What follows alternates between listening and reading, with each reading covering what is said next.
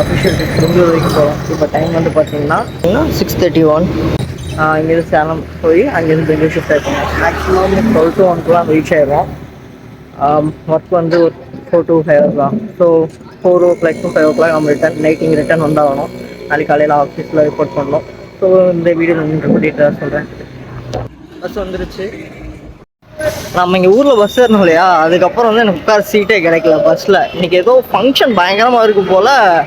Bus ஃபுல்லாக கூட்டம். அந்த மல்லிகைப்பூ எஸ்டெல்லாம் பயங்கர அரோமா. பஸ்ஸு ஃபுல்லாக சூப்பராக இருந்துச்சு. ஃபுல்லாகவுமே கிட்டத்தட்ட 1.5 மணி நேரம் பக்கம் நின்றுக்கிட்டே தான் வந்தோம் இங்கே சேலம் வந்து இறங்குற வரைக்கும்.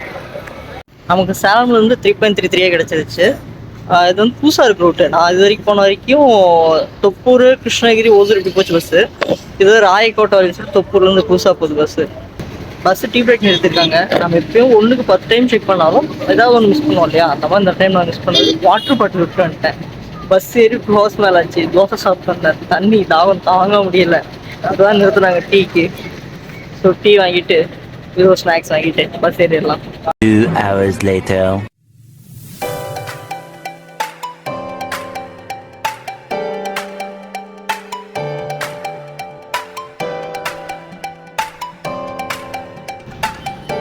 இறங்க வேண்டிய இடம் பக்கத்தில் வந்தாச்சு. இப்போ ஒரு வழியா வந்தாச்சுங்க. மணி 2:30 ஆச்சு. போய் சாப்பிடணும். முதல்ல பசி தாங்க முடியல. பயங்கரமாக பசிக்குது.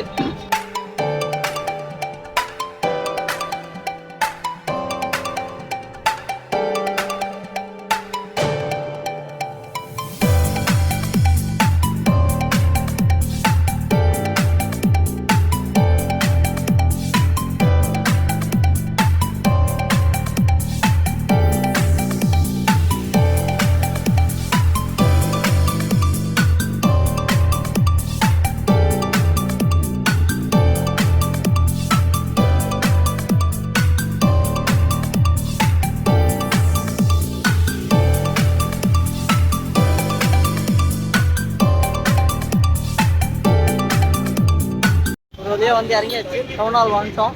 இங்கேருந்து நம்ம வேலையை பார்த்து போக வேண்டியதுதான்.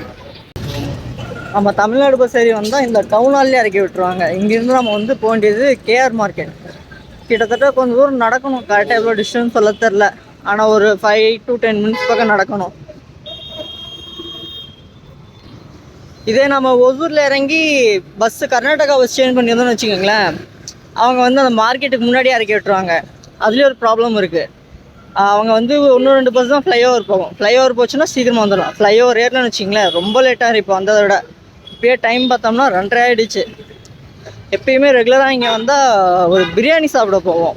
பிரியாணி இருக்காது. இப்போது பிரியாணி போச்சு. போய் இங்கே நம்ம ஊரில் பருப்பு சாதம், இங்கே வந்து பிசிபெலாபாத்துன்னு சொல்லுவாங்க, அதை சாப்பிட்டுட்டு வேலை செய்ய வேண்டியது தான்.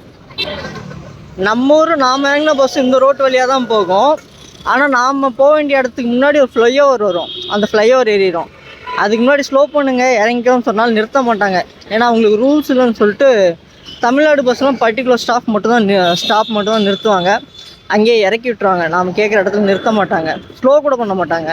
அங்கே ஒரு ஆர்ச் தெரியுது இல்லையா, அந்த ஆர்ச்சில் வந்து ஃப்ளைஓவர். அந்த ஃப்ளைஓவர் ஏறிச்சுன்னா சேட்டலைட்டுக்கு பாய தூரம் போயிடும் பஸ்ஸு. நம்ம தமிழ்நாடு பஸ்ஸில் அது மேலே ஏறிடும். நாம் கீழே போனோம். பஸ் இந்த இடத்துல ஸ்லோ பண்ணால் கூட இறங்கலாம். பட் அவங்க பண்ண மாட்டாங்க. அது மட்டும் இல்லாமல் இங்கே இறங்குறதும் ரிஸ்க்கு. அதனால் அவங்க அங்கேயே இறக்கி விட்டுருவாங்க. கரெக்டாக நடக்க ஆரம்பிச்சு 8 நிமிஷம் ஆச்சு. அந்த பாலத்துக்கு கீழே போனோம்னா கிராஸ் பண்ணோம்னா மார்க்கெட்டுக்கு ஈஸியாக போயிடலாம். ஆனால் அந்த பாலம் கேஆர் மார்க்கெட் மெயின் என்னன்னு பார்த்தோம்னா டெக்ஸ்டைல் மெட்டீரியல்ஸ் நிறைய கிடைக்கும். அதே மாதிரி இந்த சிக்பேட் ஏரியான்னு சொல்லுவாங்க. அதை நான் ரிட்டர்ன் போகும்போது காட்டுறேன். அந்த ஏரியாக்கெலாம் வந்தீங்கன்னா உங்கள் எலக்ட்ரானிக் கேஜெட்ஸ் நிறைய கிடைக்கும். எலக்ட்ரானிக் ஸ்பேர் பார்ட்ஸ் சீப்பாக கிடைக்கும். இந்த டிஸ்பிளேலாம் பயங்கர சீப்பாக மாற்றி கொடுப்பாங்க இந்த இடத்துல, இந்த சிக்பேட் ஏரியாவில். இந்த ரோடு கிராஸ் பண்ணவே முடியாது.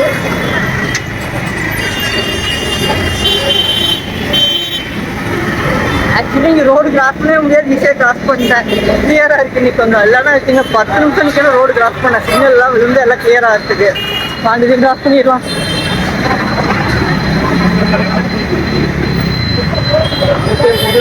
மார்க்கெட் பக்கத்தில் வந்தாச்சு. மார்க்கெட் தான் இங்கேயும் ஸ்டார்ட் ஆகுது. அந்த ஃப்ரூட் ஷாப்லேருந்து எல்லாமே வந்து மார்க்கெட்டு தான். இந்த ஃப்ரூட் ஷாப்லேருந்து எல்லாமே மார்க்கெட் தான். இந்த ரோடு கிராஸ் பண்ணது தான் பெரிய விஷயம். நிற்கவே மாட்டாங்க, வந்துக்கிட்டே இருப்பாங்க, கொஞ்சம் கூட நிற்க மாட்டாங்க.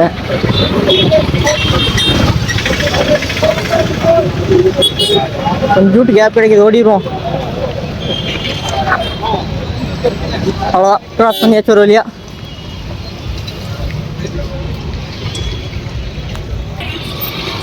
இது மார்க்கெட்டோட என்ட்ரன்ஸ் இங்கேருந்து ஸ்டார்ட் ஆகுது. இங்கேருந்து நம்ம கேஜெட்ஸ் நம்ம பத்திரமா வச்சுக்கணும். எது எங்கே காணாமல் போகுதுன்னு சொல்லவே முடியாது. எல்லாம் நம்ம சேஃப்டியில் நம்ம வச்சுக்க வேண்டியது தான். ஃப்ரூட்ஸ் இங்கேயும் ஸ்டார்ட் ஆகுது பாருங்க. ஃப்ரூட்ஸு, டெக்ஸ்டைல்ஸு, அந்த கிளாத்ஸு,